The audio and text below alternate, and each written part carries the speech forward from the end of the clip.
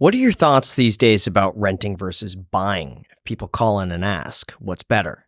Better, I think, is the funny word there. Is Yeah. it better to rent or buy? Well, it depends. If you're broke, it's better to rent.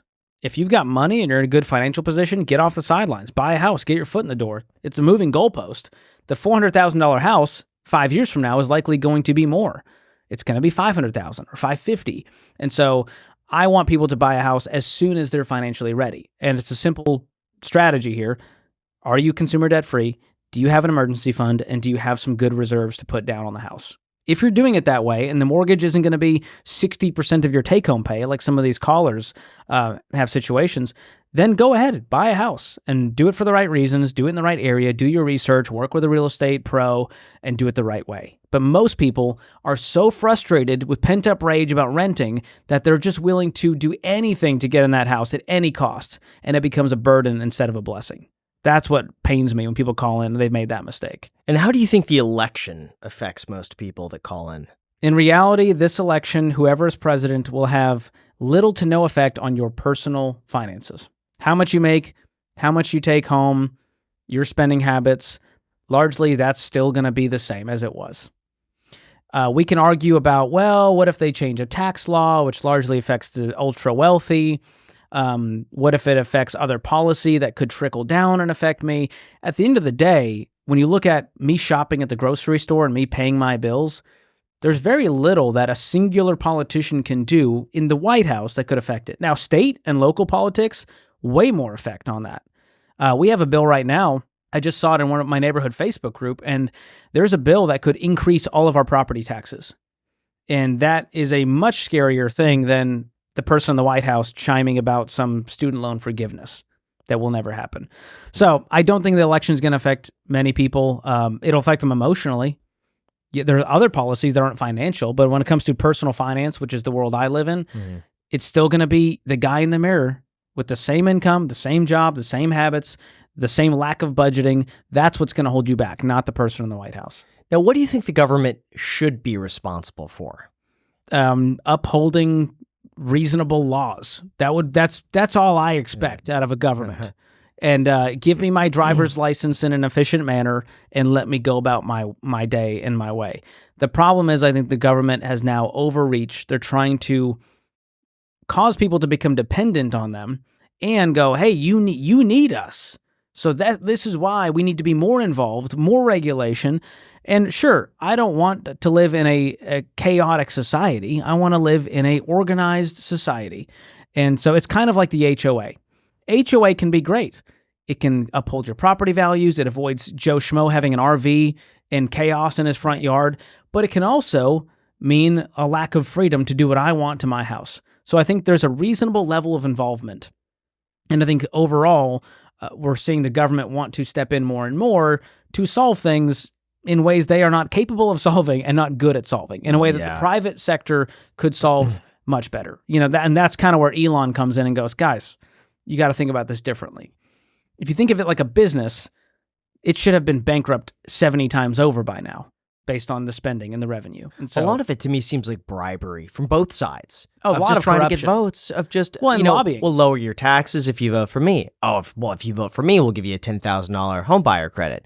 Or if you vote for me, we'll do this. If you vote for a politician for something they're going to do for you, you've already lost. You've already given up your agency as a human over to someone who truly does not care about you.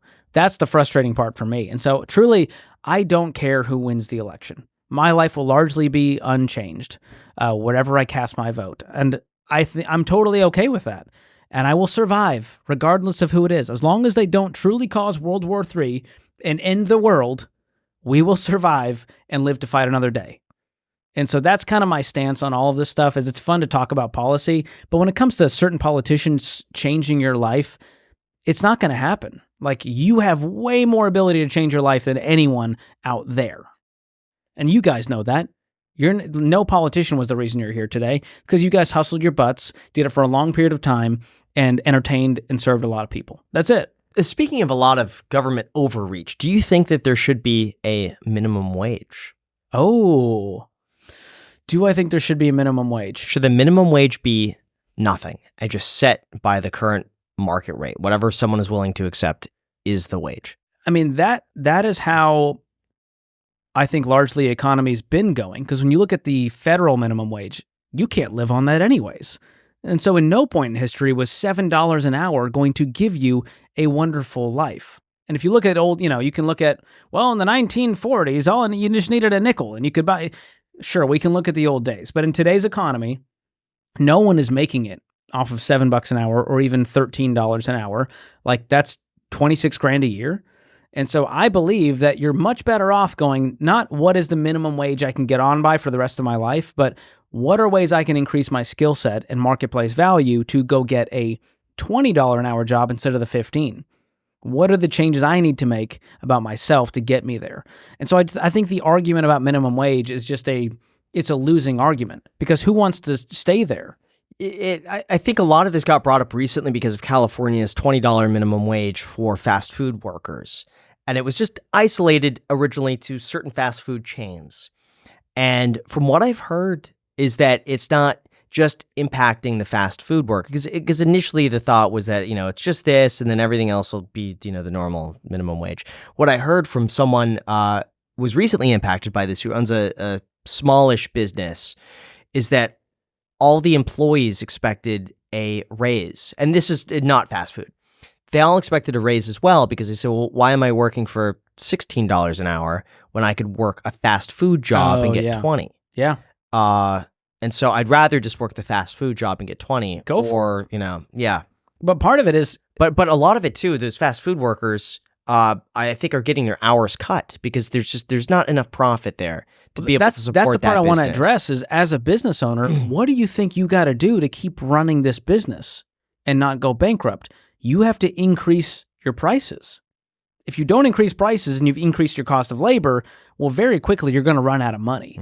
And so that's what people aren't understanding is that if you increase the minimum wage, what happens is everything gets inflated because every business owner in America or in that type of world is now going to have to increase their prices enough to pay that person that wage, which means everyone else is going to suffer. And by the way, the person working the minimum wage job also has to pay inflated prices. So now we're just moving everything up. So now your groceries cost, 10% more because your wage went up 10% more. Yeah. And so it's really not doing as much as people think it is. I'd rather see people go, how do I get away from a $10 an hour job and go make 20 instead? What are the skills needed? What are the jobs out there? What are they requiring? How do I develop myself to get there? Yeah, it was funny. We asked Kevin O'Leary the same question. We said, what should the minimum wage be? And his answer was... He said zero? $0. I knew it. That is such a Kevin answer. Nothing. Mr. Wonderful. Whatever someone is willing to take, that is the price. I mean, yeah, where does it end? If I'm going to pay a babysitter, do they go, well, minimum wage is $25 an hour now, so you got to pay $25 an hour to watch my, baby sleep through a monitor. So I just don't think it plays out in reality, and it's not because I want people to stay broke. It's because I want them to want better for themselves.